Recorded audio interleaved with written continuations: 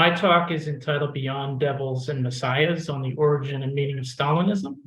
I'm trying to keep it as close to 20 minutes as possible to leave more time for discussion, other speakers. So there'll be stuff left out, and hopefully if I missed it, you want to talk about it in discussion, we can do that. That being said, let's go to the races. So in any discussion on communism, the experience of Stalinism casts a long and foreboding shadow. After all, the Russian Revolution, like the French before it, ended in despotism, purges, and terror. And among both its opponents and defenders, Stalinism is viewed as the inescapable destiny of communism. For the anti-communists, Stalinism, or should we say communism, since they see them as one and the same thing, appears out of nowhere like a bolt from the blue as either a malignant virus, sadistic big brother, or totalitarian reason that seeks to subjugate the world in godless tyranny.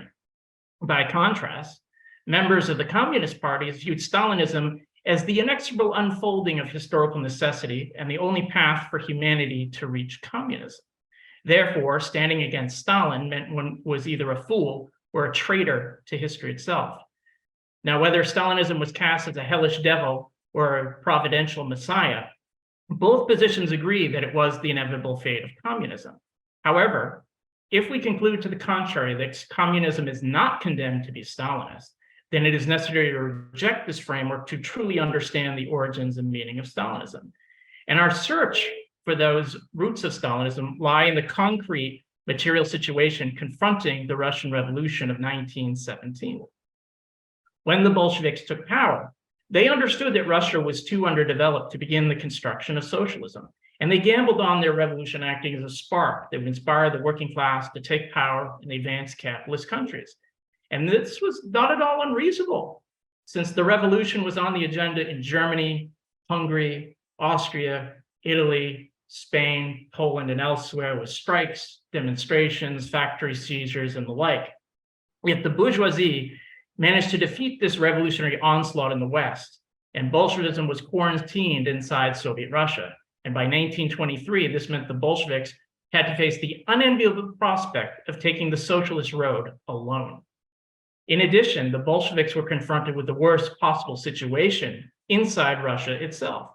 Now, the Red Army had successfully defeated the forces of internal counter-revolution and imperialist intervention. But this victory came at a very heavy cost. The country was economically devastated, with industrial production nearly non-existent. The major cities were depopulated, and the peasantry was starving. Moreover, the advanced layers of the working class were killed, dispersed, or absorbed into the institutions of the party state. And in this atmosphere, the Soviets, which were supposed to represent democratic workers' power, had atrophied, and power was now increasingly concentrated inside the Bolshevik Party, which was one of the few institutions capable of holding the country together. But the Communist Party was not the open and democratic organ that it had been in 1917. Now political power was increasingly centralized around Joseph Stalin, the party's general secretary who controlled the vast bureaucratic apparatus. It should be noted that communists were not unaware of this development. They were watching, wondering what it meant for the future. For example, Lenin believed that the bureaucracy was saturated with arrogance, Great Russian chauvinism, and Tsarist authoritarianism. And he feared that if the bureaucracy was allowed to grow, then it would mean the end of the revolution. And Lenin viewed Stalin as the chief representative of this bureaucratic danger and demanded his removal from the position of general secretary. However, Lenin was in ill health and at the end of his active political life. And after his death in 1924, Stalin managed to hold on to his position, and the power of the bureaucracy continued to grow. That same year, the political ideology of Stalinism was unveiled with the slogan of socialism in one country. Instead of waiting for world revolution, Stalin proclaimed that the USSR could construct socialism on its own. And many communists inside the Soviet Union found this idea very appealing, since they were tired of the heroic elan of the Civil War years, and they longed for security and stability. Socialism in a country also stoked latent feelings of national pride and the special historical destiny of Russia to lead humanity into its promised socialist future. And by the end of the 20s, socialism in one country became a full-fledged program of crash course industrialization and forced collectivization to modernize the Soviet Union. And for Communist Party members, Stalin's program was considered the only realistic option for the Soviet Union. At best, Trotsky was seen as an empty-headed dreamer with no sense of the practical needs confronting the USSR.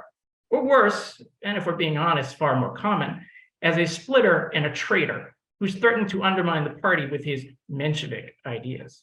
And even anti-communists, with their negative appraisal of Stalin, saw socialism in one country as the only path open to the USSR. Yet these twin positions share the same underlying assumption that no alternative to Stalinism was historically possible. And this is false, since there are many different programs that could have been pursued. We have the semi-syndicalists of the workers' opposition, represented by Alexandra Kollontai, or market socialism, championed by Nikolai Bukharin and the right opposition. And there was also the communist program offered by Leon Trotsky and the left opposition. And far from being some kind of abstract romantic, I would argue that Trotsky offered a realistic, coherent, and consistent program for the USSR. That beyond prioritizing international revolution, his platform offered a chance for revolutionary renewal that included industrialization, restoring Soviet democracy, cultural revolution, and gradual collectivization. Now, it's true Trotsky's program was not adopted, but it could have potentially either slowed down or reversed the bureaucratization of the USSR. I bring this up because this is not 2020 hindsight. This is not Monday morning quarterbacking or something that happened after the fact. These ideas were developed in real time as Stalinism was developing. I emphasize that to say that there were communist alternatives to Stalinism. And moving on, the political rule of Stalinism was marked by bureaucratic governance, where the Communist Party was controlled by Stalin and the cliques surrounding him, who arbitrarily ruled. But it should be noted that this was not at all unchallenged. Throughout the 20s and 30s, there were various dissident communists who were silenced, expelled, and imprisoned for their real or suspected opposition to Stalin. Yet Stalin's near absolute political power, with the full flowering of the cult of personality, did not truly become a reality until the Great Terror of the late 1930s. And the Great Terror ravaged all aspects of Soviet society: the party, the state apparatus, and Red Army, as enemies of the people were imprisoned and shot en masse. And among the most sensational events of the Great Terror were three show trials of leading Bolsheviks such as Grigory Zinoviev, Lev Kamenev, Christian Rakovsky, Karl Radek, and Nikolai Bukharin, who all confessed to fantastic crimes of sabotage, espionage, and treason to restore capitalism in the USSR in league with Trotsky and foreign powers. And at the time, a majority of foreign communists accepted the guilty verdicts of the Moscow trials without too much question. For others, the Moscow trials raised some very unsettling questions about socialism and the Soviet Union. On the one hand, if the claims of the Moscow trials were true, then the entire Bolshevik leadership who had worked with Lenin and led the revolution were nothing more than traitorous mad dogs. On the other hand, if the trials were falsified, then Stalin was engaged in one of the most fantastic frame-ups in history. In both cases, the trials seemed to confirm that socialism was bound to end in fratricidal violence and tyranny. And it's really not hard to guess why the Great Terror caused so much bewilderment amongst communists and fellow travelers. Irrationality seemed to reign in the USSR as the hunt for enemies became an avalanche of accusations that escaped anyone's control. However, the Great Terror did have a kernel of rationality as a preemptive strike by Stalin against real and suspected opponents. Trotsky himself was the most well-known figure with a clearly defined program in opposition to Stalin. And the trials were necessary to discredit Trotsky by turning him into an arch-enemy of the Soviet Union. So in the courtroom, Trotsky was portrayed as a Judas who was grouped with fascists, bourgeois nationalists, and other counter-revolutionaries. So by amalgamating communist opposition with counter-revolutionaries and criminals, Trotsky's program was transformed from a credible alternative into a cover for a conspiracy of wreckers. And the scale and ferocity of the purges was not the product of socialism, but a struggle between a privileged bureaucracy proactively liquidating any opposition that remained loyal to the ideals of the October Revolution, symbolized by the name and figure of Leon Trotsky. Now, moving on to foreign affairs. Well, it's not quite explicitly stated, socialism in one country in practice meant the subordination of the Communist International and the world revolution to the needs of Soviet diplomacy. To accomplish this, the communist parties had to orient themselves according to the dictates of Soviet foreign policy and not the class struggle. And this strategic approach led to major defeats for the Comintern in Britain in 1926 and in China the following year that compounded the isolation of the USSR. And contrary to the claims of Stalinist realism, the perspective of socialism in one country is detrimental to the interests of both the USSR and the International Revolution. And perhaps its greatest disaster occurred in Germany. And outside of the Soviet Union, Germany possessed the world's largest communist party, the KPD, with a rich history of class struggle. And the Great Depression of 1929 hit Germany especially hard, producing mass unemployment, governmental paralysis, and political radicalization. Now, it's true the Communist Party grew, but so did the base for Hitler and National Socialism. And to onlookers, there was a very clear danger of Hitler coming to power and crushing the organized working class. And from afar, Trotsky implored the communists to form a united front with the Social Democrats to stop the Nazis. Yet following the third period line advanced by the Comintern, the communists considered the Social Democrats to be social fascists who were just as bad, if not worse, than the Nazis. So the KPD launched blanket attacks on all Social Democrats, making no distinction between the rank and file and the leadership. This only served to widen the gap between the two parties. Now, the KPD did claim to support a united front, but only one from below, where the Social Democrats essentially agreed to be communists, which in practice meant no united front at all. And the communists believed that the growth of Nazism was a symptom of capitalism's death agony. They thought that Hitler in power would be short-lived before the inevitable proletariat revolution. To sum up their perspective in one slogan of the time, after Hitler, us. But when Hitler became chancellor in 1933, he proceeded to outlaw all worker parties, and the Communist Party of Germany was crushed without ever firing a shot. And rather than offer a critical balance sheet on these events, the Comintern declared that the KPD's line was completely correct. For Trotsky, the defeat in Germany was a historical test comparable to the failure of the Second International in 1914. And the third period line had the effect of leaving the Nazis alone as they grew in power and alienated social democratic workers rather than winning them over to a united front. Perhaps the third period did not lead directly to Hitler's rise to power, but it did next to nothing to stop it. And the Comintern leadership under Stalin should bear share of responsibility for what happened in Germany. After 1933, the USSR faced a revanchist and anti-communist Germany that was rearming for war. So the needs of Soviet foreign policy dictated collective security of Britain and France to contain the Third Reich. And the Comintern accordingly shifted its line once again from the third period to something called the Popular Front. Now communist parties were instructed to build broad fronts with not only socialist, but also bourgeois parties on a program of anti-fascism and support for the USSR. And the Popular Front, with its defense of democracy, meant the effective abandonment of revolutionary aspirations. Instead of operating as proletarian vanguards, the communist parties acted as brakes on popular struggle. And the counter-revolutionary nature of the Popular Front was most clearly on display during the Spanish Civil War. Franco's military coup, it sparked a massive social revolution behind Republican lines. Yet the Spanish Communist Party, following the lead of Soviet foreign policy, prioritized winning the war. They believed that a socialist revolution would only frighten Britain and France away from an alliance with the USSR. As a result, the Communist Party was instrumental in rolling back the revolution and restoring governmental authority to the bourgeoisie. Anarchists and Trotskyists who were determined to carry the revolution forward were considered dangerous fifth columnists who must be eliminated. And this was most dramatically demonstrated with the torture and murder of the radical socialist André Nin in 1937. Yet despite the compromises of the Popular Front, it led not to victory in Spain or to collective security.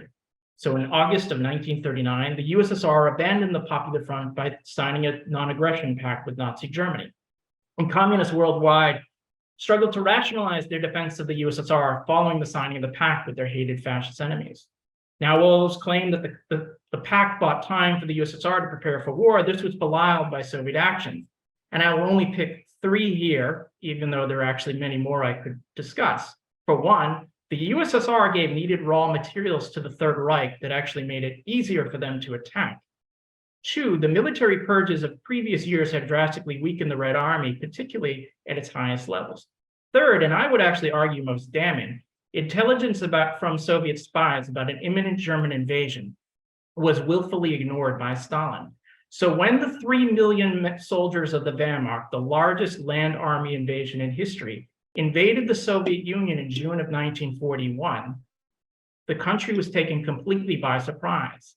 Now, it's true the Red Army did win the war, but this came at a high price, and I would argue that this happened despite and not because of Stalin's military leadership. The Comintern itself was unilaterally dissolved by the Soviet Union in 1943 as a gesture of goodwill to the Western Allies. But this didn't really change much for the communist parties who followed the needs of the Soviet Union throughout the war.